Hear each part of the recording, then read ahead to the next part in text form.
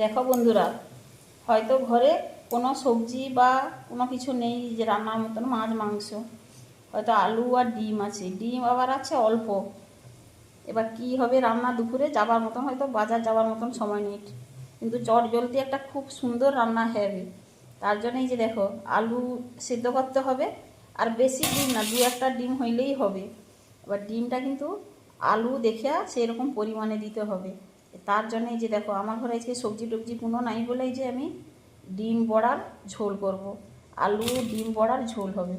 তার জন্যই যে দেখো আমি করছি, এই যে আলুগুলা সিদ্ধ করে নিচ্ছি। ছালা সময় সিদ্ধ করলে আলুগুলা কিন্তু সুন্দর হ্যাঁ সিদ্ধ হবে, না হলে কী বলতো, এখন করে আলু তো পচর পচর করবে, খাইতে ভালো লাগবে না। এরকম দেখো আমি সবগুলো আলু এরকম সিদ্ধ করে নিচ্ছি, এবার ছাড়িয়ে নেবো। যে আমার ঘরের লোক সংখ্যা দেখেই আমি আলুগুলা সিদ্ধ করছি। এই যে একটা দুটা তিনটে চারটে আলু সিদ্ধ করতে, তার মধ্যে একটা আবার হাফ খাওয়া হয়েছে। এই তো আলুগুলা ছালা ছাড়িয়ে দিচ্ছি। এবার আমি একটা ডিম দেবো প্রথমে।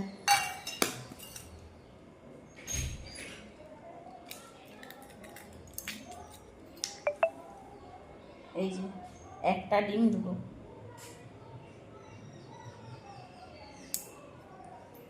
আর আছে যে ঝিরি ঝিরি করে কুচানো পেঁয়াজ।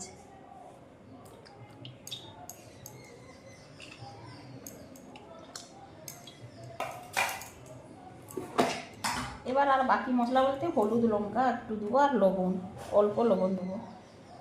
যে লঙ্কার গুঁড়া,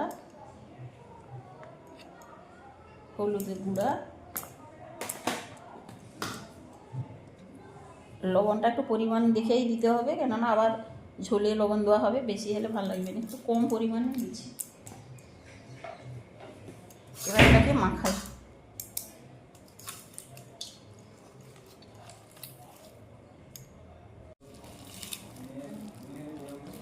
এই যে এই যে মাখানো হয়েছে। এবার মাখানো হওয়ার পরে একটাই ডিম দিয়েছি, দেখো এই যে একটা ডিম, দুটা নিয়ে আসছিলি, এই যে একটা রেখে দিচ্ছি। এর বেশি একেবারেই পাতলা হবে, তাহলে এরকম একটু টাইট টাইট করে করতে হবে। আর একটু আলুগুলো যেন একটা ভিতরে একটু শক্ত শক্ত করে রয়, সেরকমই রাখতে হবে। এইরকম করে মাখিতে হবে। এবার আমি বড়া করে নেবো। কত সুন্দর মাখানো হয়েছে দেখছো। এবার আমি একটু অল্প সাদা তেল দিচ্ছি, এবার বড়াগুলো ভাজবো, কিন্তু ডুবো তেলে ভাজবো নি। আর একটা কথা কই, একটু আমি বেসন দিচ্ছি, এই যে দেখো, খুব একটা চা চামচের হাফ চামচের মতন বেসন দিচ্ছি।